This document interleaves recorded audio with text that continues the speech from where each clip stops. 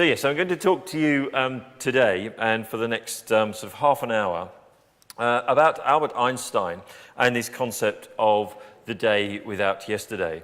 As any of you who have been to my talks before will know, these are pathetically transparent plugs for whatever my latest book actually is.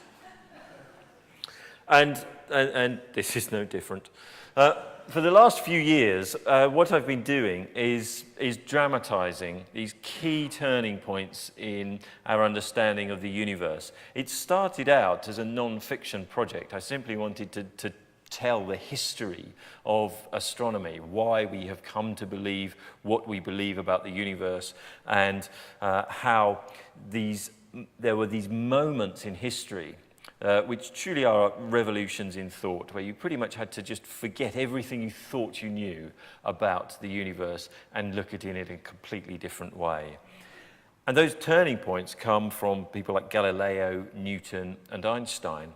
But as I was researching the books, it struck me that the context and the history of the societies and the cultures that these people lived in were every bit as important as the science itself. Science proceeds through the pressures of culture and society, the needs of those things at the time. And so to tell the true story of science's progression, you have to understand the historical context as well. And also, there's a movement in historical fiction to take these real-life events and to dramatize them. And it seemed as if no one was doing this for science, so I'd have a go. So that's the reason for doing this. And we culminate really in this story of Albert Einstein. Now, I know that I don't actually have to hide the numbers from an audience like this. But being fictional books, novels, dramatizations, I've actually been invited to an awful lot of literary events to talk about science. And so there, I always like to feel that I have to put an equation in, because then it makes us feel good that we've actually done some science. But for a literary crowd, I put it in really small letters so it doesn't look frightening. That equation up in the top there, that's the universe. That is the field equation for general relativity that Albert Einstein derived in 1915. And it describes the universe. Everything that there ever was, everything that there is, and everything that there will be can be coded into that equation. It is the most stunning thought that out of the human mind and reasoning can come what looks like a pretty simple mathematical expression that can be used to tell you the history of the universe and its future evolution. And that is the situation we find ourselves in. At this point in history, when that equation is written down, then the work can begin, not simply to look at the individual celestial objects, but to look at the universe as a whole, as a complete thing.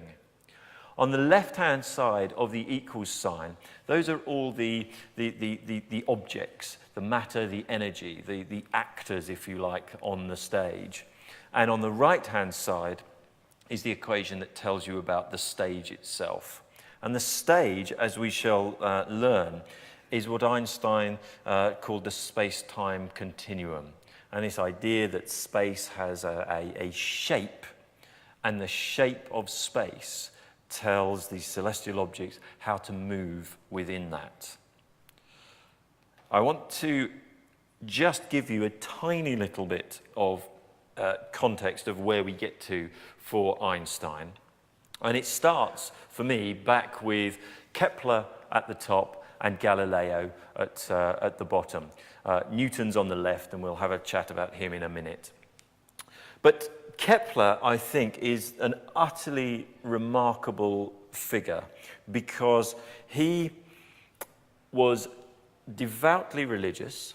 He utterly believed that the universe was a creation of God, and he completely saw the precision of mathematics. He was an unbelievably good mathematician.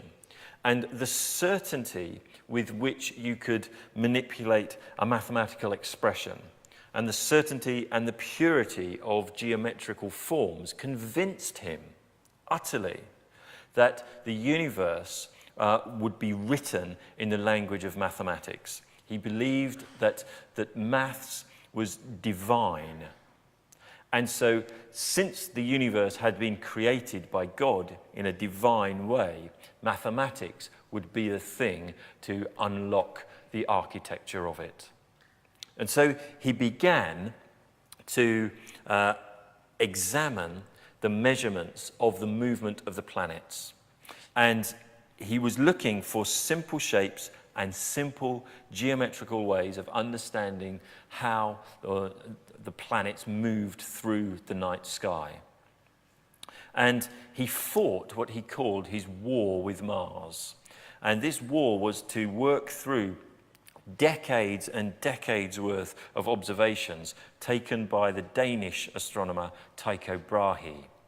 And Tycho Brahe had taken observations for decades, and he had amassed such a quantity of data that not only was it more than any other astronomer in history had taken of the night sky, it was more data than all other astronomers in history put together had taken.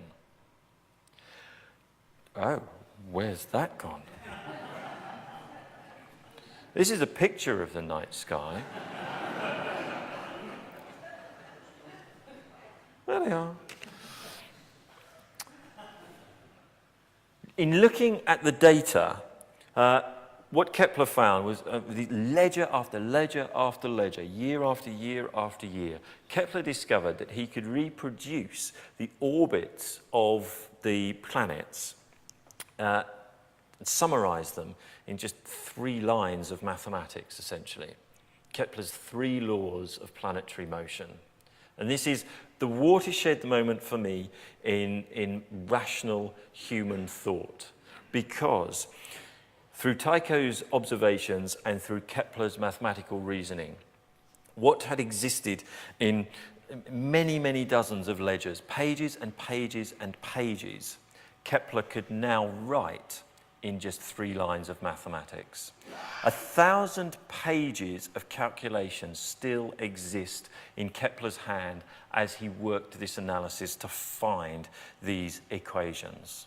And yet at the end of it, he discovered a piece of truth about the universe through the use of mathematics. He could now tell you where the planets would be and understand why the planets had been where they had been observed to be.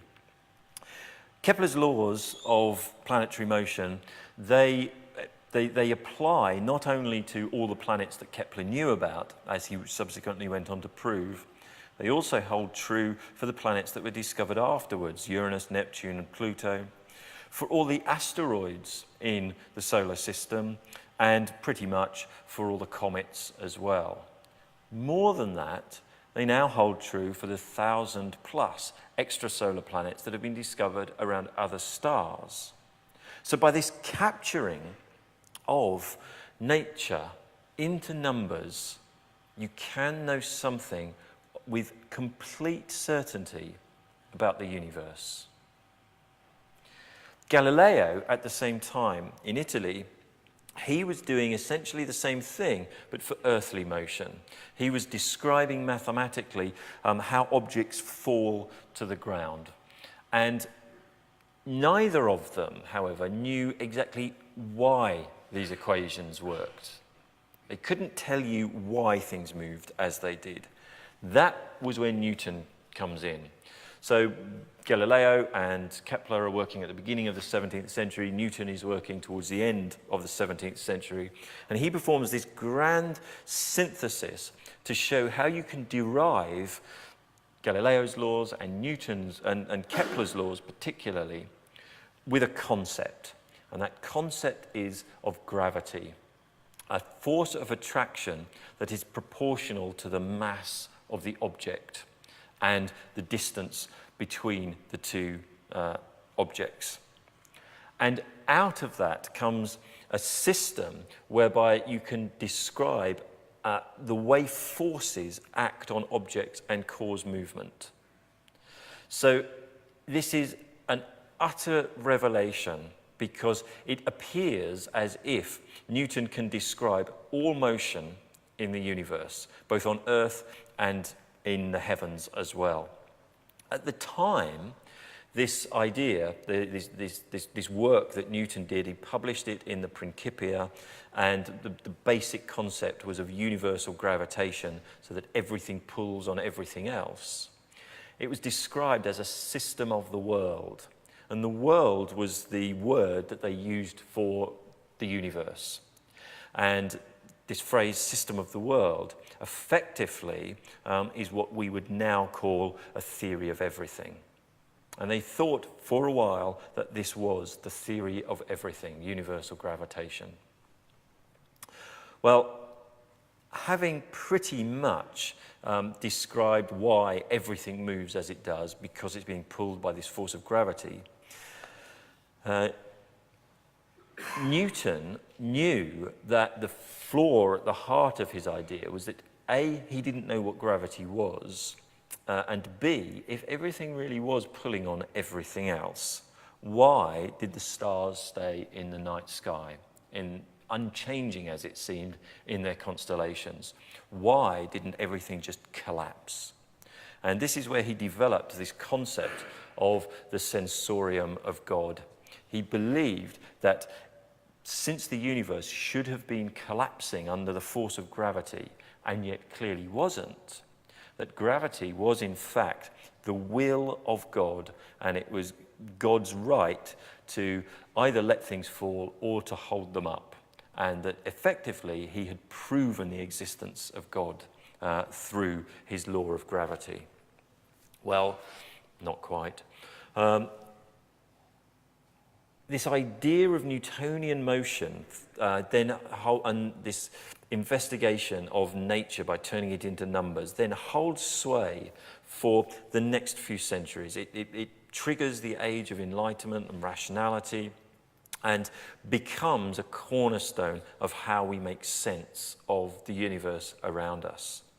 But it's in the 19th century where telescopes are starting to become so precise that the measurements of the planets become accurate enough that we start to see some deviation from what Newton says should be happening to the planets. And that, at long last, brings us to Albert Einstein. And Einstein was working in the beginning decades of the 20th century. And in 1914, he comes to Berlin to work at the University of Berlin. It's a kind of bizarre move because Einstein is harshly critical of nationalism. And Germany is a highly nationalistic nation at that time, as are the other countries in Europe, France and England particularly. The old imperial powers of France and England are wanting to cling on to their role in shaping the world. Germany is a rising force and wants to be recognized now as a world leader as well. Part of that is to establish this extraordinary hub of scientific activity in Berlin. And the chemist Fritz Haber on the left is instrumental in persuading Einstein to leave Zurich, where he's been very happy, and to come into Germany and to be at the very heart and the very center of science. Einstein's tempted because he has extraordinary ambition, and he's trying to solve the problem of Mercury's orbit. So the 19th century observations have shown that Mercury is essentially off course. It's not moving as Newton's laws say that it should. At the bottom there is a diagram showing an exaggerated version of Mercury's orbit. The thing that Newton couldn't predict was this shift in the orbit, the precession.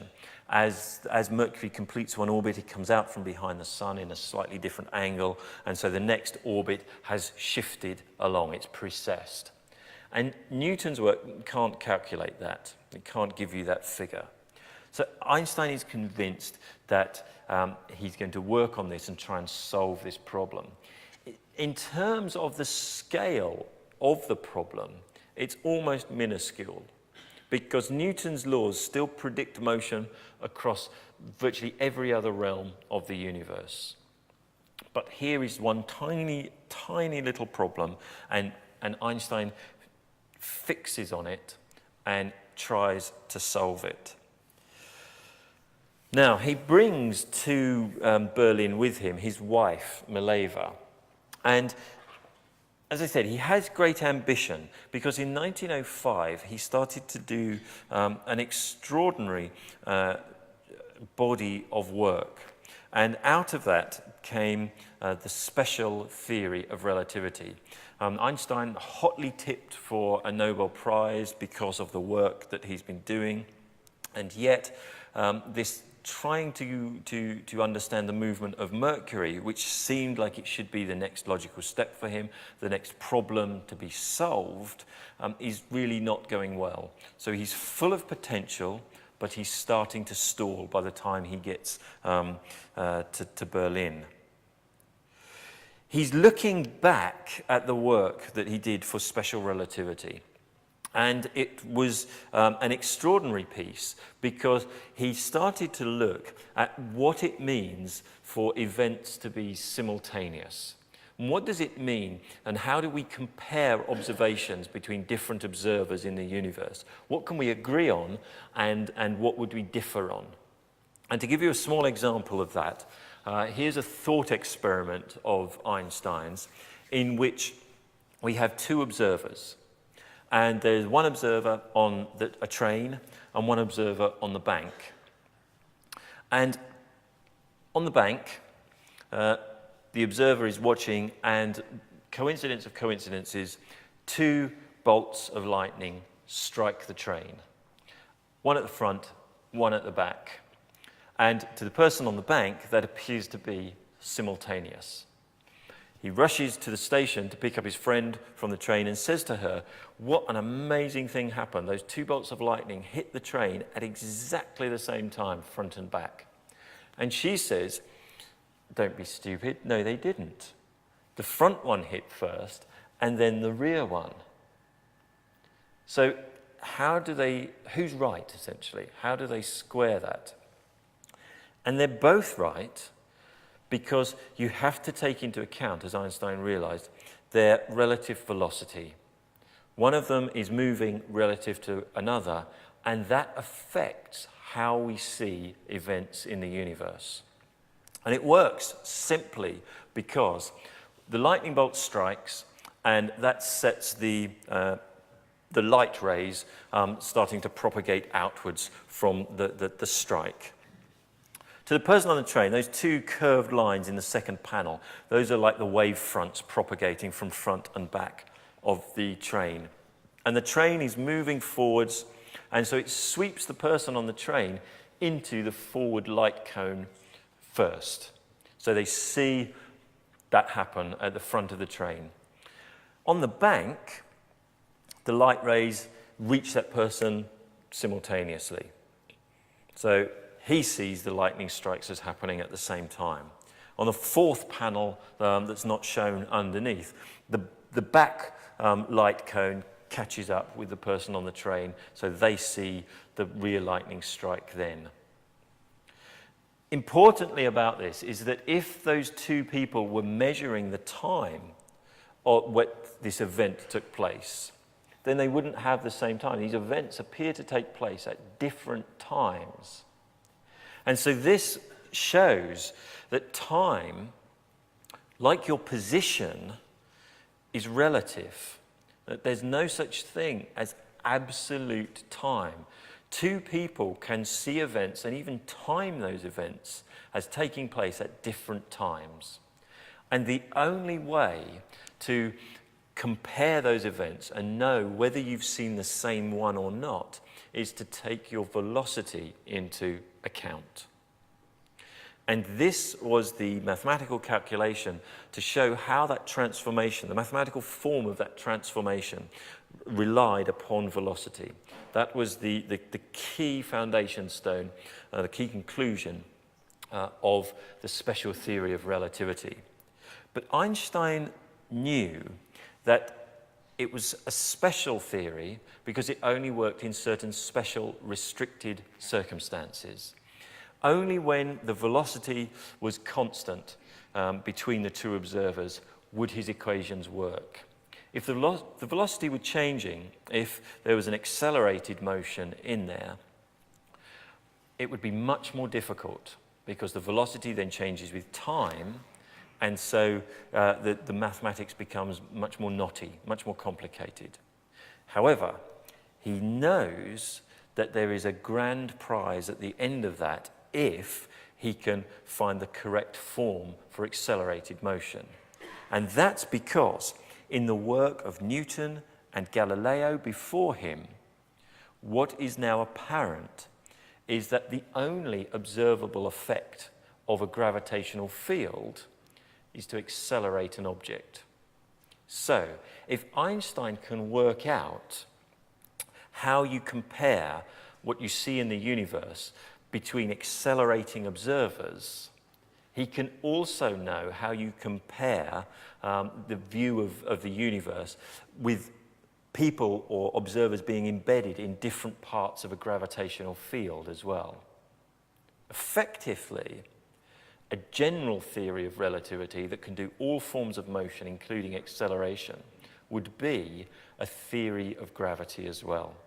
A way in which you could look at the universe with new eyes from within a gravitational field and see what the effects were. And this, he hopes, will provide a clue as to why Mercury is moving in a way that Newton doesn't describe. So he arrives at Berlin with Lemaitre and their two children, Eduard, who they always called Teta, and Hans Albert, who they always called Albert. And as you can see, Melaitre's not happy anymore. Lemaitre is not happy anymore because she has realized that there is a darker reason, a more secret reason why Einstein wants to move back to Berlin. Ostensibly, he says it's because of this science, but she knows there is someone else who he is wanting to be close to. Einstein, however, sticks to his guns and continues to work on relativity, and he conceives of a framework. And Newton also conceived of a framework within which the events of the universe take place. And to Newton, this was a rigid gridwork of system. So there was absolute space and there was absolute time. Time flowed at a single pace, and then there was this rigid framework of space through which the celestial objects moved. Einstein is glimpsing that if he tries to translate his mathematics into some sort of framework, some sort of grid system, then it's a malleable grid. And he's starting to realize that the presence of matter and energy appear to change the grid system. They compact it, they squeeze it. And he's realizing that if objects move through this compacted region, they appear to cross that faster, and therefore that would give the appearance of acceleration. So he believes that there is this invisible framework and structure that almost has a shape, like contours on a landscape. And that as this gridwork is compacted by the presence of matter and energy, so things that move through that space appear to accelerate. And that gives the quality of the observable effects of gravity. He needs to turn that, however, into numbers, something quantifiable and something measurable. And so he sends an astronomer, Erwin Freundlich, to an eclipse Because Einstein also realizes that if space is shaped in this way, then light rays will follow the path of the curves through space. They can't not. And that means that they will be deflected by the presence of large objects. The sun, when it's totally eclipsed, he realizes will have light rays coming close to it from distant stars, which will be curved by this curvature of space, if he's right. And to find the correct mathematical equations, he needs that number. He needs that deflection, that angle of the starlight. So he sends Erwin Freundlich off to this eclipse in 1914 in Russia. En route, the First World War is declared. And so Freundlich arrives and is instantly taken prisoner because he's now a German citizen in Russian territory, and those two countries are at war. All the equipment is confiscated, and Einstein has to spend months negotiating for the safe return of Freundlich and two other astronomers that went. It robs Einstein of the angle he needs to do his calculation. And it is the best thing that ever happened to Albert Einstein. Because now all he's got to go on is the precession of Mercury's orbit. And that figure means, that sole figure that he's working on, means that he has to trust his own mathematics much more than common sense suggests that he should. Well, his personal life has utterly disintegrated just within months of arriving in Berlin, because in Berlin was the woman he had actually fallen in love with. And his marriage falls apart so that Einstein can be with Elsa, his first cousin, and her two daughters. Einstein further complicates his life by speaking up against the nationalism that has brought Germany to war. And so his colleagues, Fritz Haber, for example, they alienate him. He has nothing to do but sit in his study and work on this abstract mathematics of general relativity. And in November 1915, at the end of a tower of equations at the bottom of the page, out pops the precession of Mercury. Exactly the same as the measured quantity that he's trying to reproduce. He worked with a portrait of Isaac Newton above him at the desk.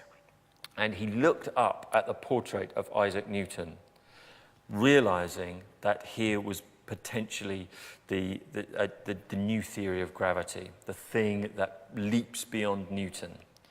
And as he looked at the portrait, he thought he was going to die of shock. He thought the beginnings of a heart attack, because he was so shocked that the mathematics had come out to be correct that he experienced heart palpitations. Well, he didn't die, obviously, but just think of the legend of this dead physicist over this correction of Newton's work. Instead, he needed to try and prove relativity. And that is where Arthur Eddington comes in at the end of the war, 1919, because Einstein can now go on to prove general relativity, or predict rather the angle of the deflection of starlight.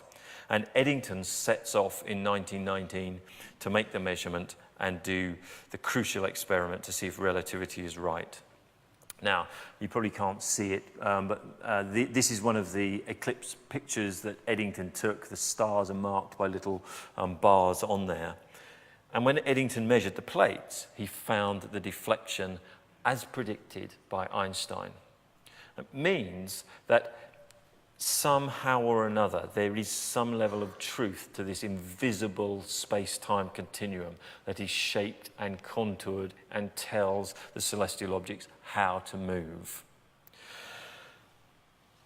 Eddington came home and said that this was right, that he gave all the information out that Einstein, however ridiculous this invisible landscape was true. And the legend has it that the New York Times didn't have a science correspondent to cover this story. So they sent the next best thing, which was their sports correspondent. In keeping with a number of people, a vast many people, before and afterwards, the sports correspondent didn't understand general relativity at all, but decided to make up for his lack of comprehension with enthusiasm, and wrote one of the greatest sets of headlines in publishing history. So, lights all askew in the heavens, men of science more or less agog over the results of eclipse observations.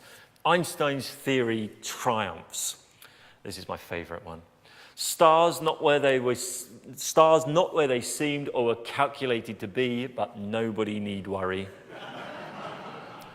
A book for 12 wise men, as no more in all the world could comprehend it, said Einstein when his daring publishers accepted it. And the legend of Einstein was born in a world now just coming out of the First World War, heartily sick of all the bloodshed and all the tragedy, and desperate for a progressive way forward into a better world. What could be better than a new understanding of the universe, something so utterly advanced that most people can't even understand it? And that doesn't matter, because there are people who can. And to finish very, very briefly, one of those people who clearly understood it was Georges Lemaitre. And Lemaitre was a Belgian priest and physicist who served in the Belgian volunteer force in the First World War. And he understood that Einstein's field equations from general relativity were unstable, completely unstable. Space actually wanted to expand or contract, but it couldn't stay static. Even when Einstein put the fudge factor in, the cosmological constant that he used to try to keep everything steady, Lemaitre analysed those equations again and said, no, even with that, just a tiny bit of deviation, and you will set the universe expanding. And he calculated a prediction for how fast that expansion should be. And that prediction was very, very close to Edwin Hubble's original measurement in 1929 of the expanding universe and the rate, the Hubble constant, as we now call it. Lemaitre predicted it 2 years before and published it in an obscure journal that no one took any notice of. So he also went on to say, well, if the universe was expanding now, it must have been smaller in the past. And as he ran the equations backwards, he realized there was a point where everything was compacted together, and that must be the beginning of the universe, and therefore the beginning of space and the beginning of time. And that's when he said that there must one day have been a day without yesterday, a moment when time began. And we call that now the Big Bang. So this is my final point, out of this Einstein just trying to fix a minuscule error in the movement of Mercury came a description of the universe as a whole, equations that tell us about the Big Bang, and that the fact that there was an origin of space and time. And so I look today at these tiny little gaps in our knowledge and wonder if those are truly tiny gaps, or whether when we solve them, we will realize that those are keyholes into a much wider, newer understanding of the universe. And I wonder what realms of reality they will show us. So I will leave it there, and thank you very much.